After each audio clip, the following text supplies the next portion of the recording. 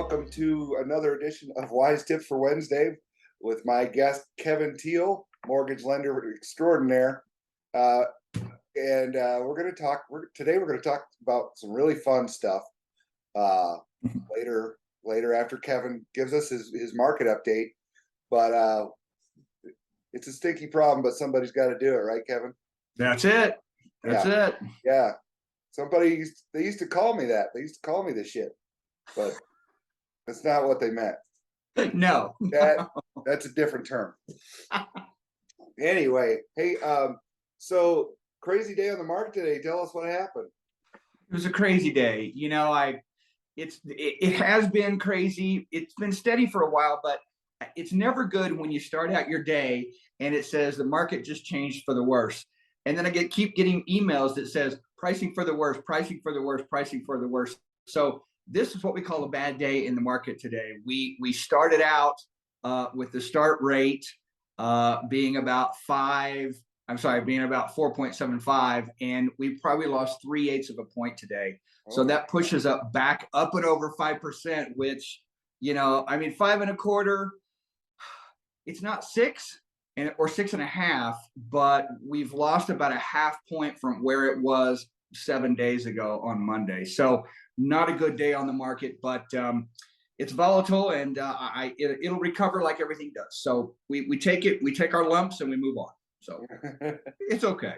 It's all right. All right. So when I take my buyers out this weekend, it'll be back to the 4s, right? That's exactly right. That's exactly right. Yes, sir. Yes, sir. And I always give them 4 options anyway. So they choose their own rate. So they're always in control. Yes, sir. Okay. Now I understand there's been some changes in the first-time home buyer programs.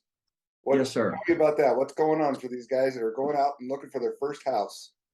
I love first-time home buyers. And there's a pretty big change that happened recently.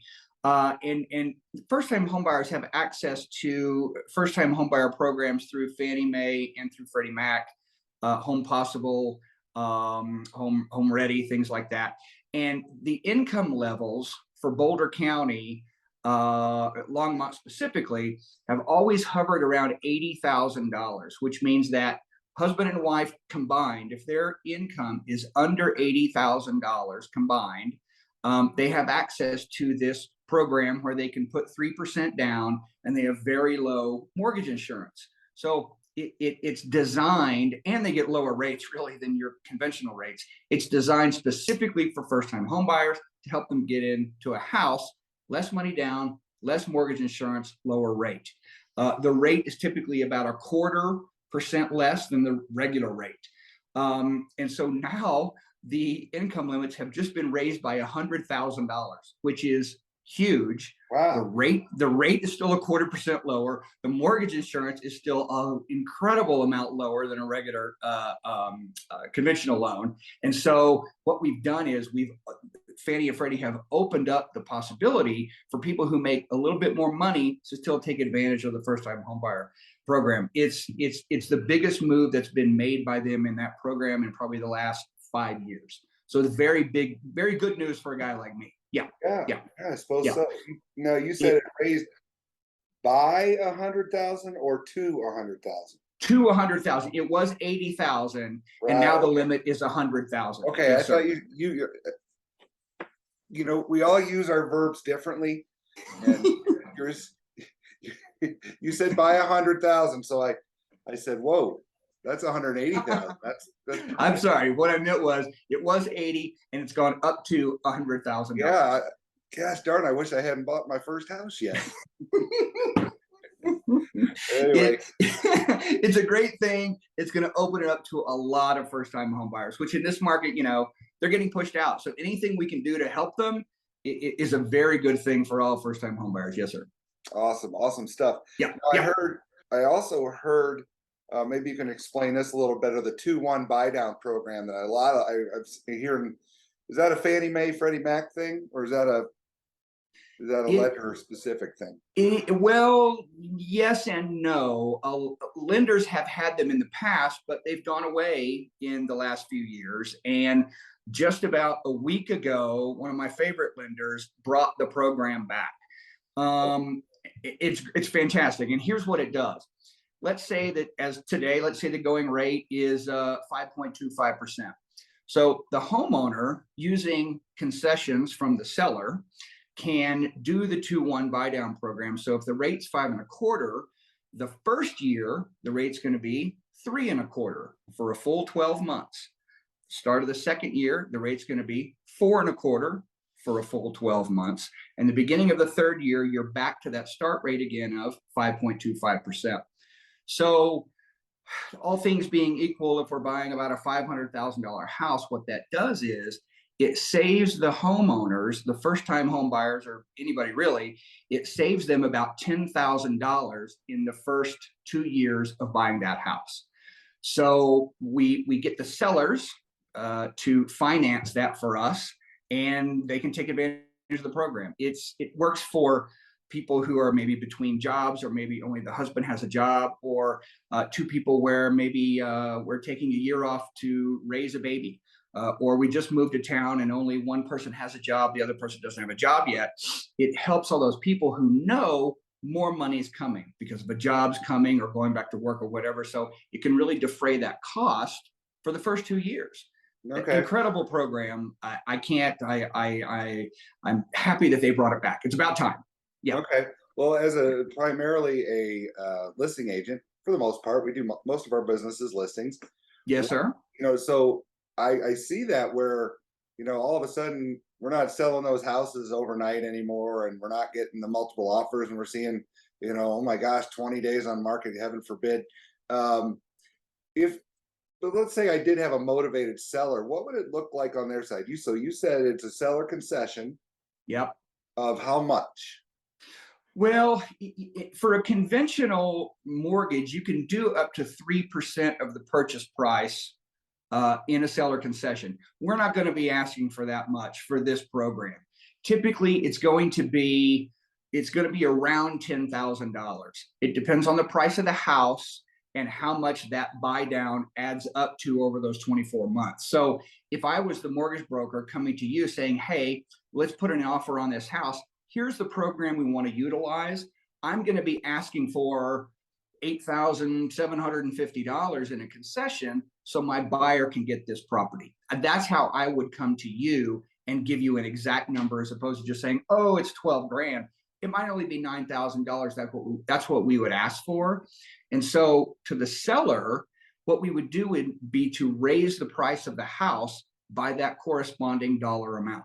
So the net to the seller is the same dollar amount, but they've helped those individuals buy that house through this 2-1 buy down program. That's how it would look from your side. Okay. Yeah, because in some markets we're seeing quite a bit. We're seeing quite a few price drops, and maybe it's due to these higher rates. Maybe it's due to other things, time of year, things like that.